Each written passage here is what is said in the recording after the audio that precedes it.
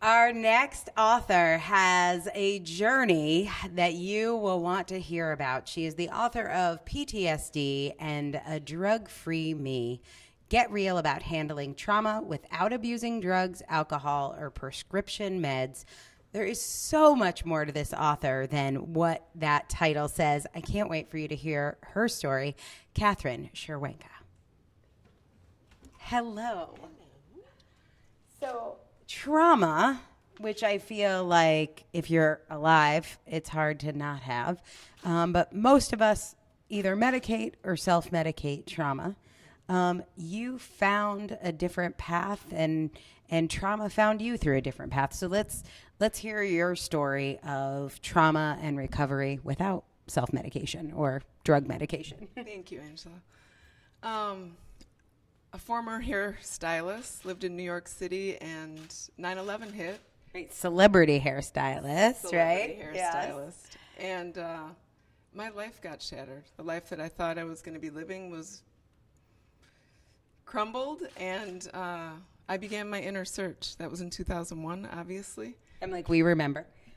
Went to see a psychiatrist, put me on prescription meds, Klonopin. I'm sure some of you know about that. And while it did take care of the anxiety and the stress, it also took care of a lot of other things that we feel, and I felt numb. And I'm like, this may have helped the anxiety temporarily, but it's not the long-term fix that I'm looking for. And therein began my search for something deeper, something more meaningful, something more permanent. And here we are, 18 years later. So what do you think is at the core of your message? What's the thing you want people to know about how to handle trauma? That there's another way. I feel like we are living in a culture right now that is prescription med happy. Everybody's popping a pill for anything and everything. And it's almost an epidemic. It almost feels like it's an epidemic with the anxiety, the depression, the trying to feel and yet trying to not feel. And there's other ways. There's alternatives to living a life where you can actually feel connected, where you can feel calm, where you can feel creative, and you don't have to abuse alcohol, drugs, or prescription meds. So Teresa M. is asking what inspired you to write your book. I feel like we should share about the phone call you got from Las Vegas. Right on.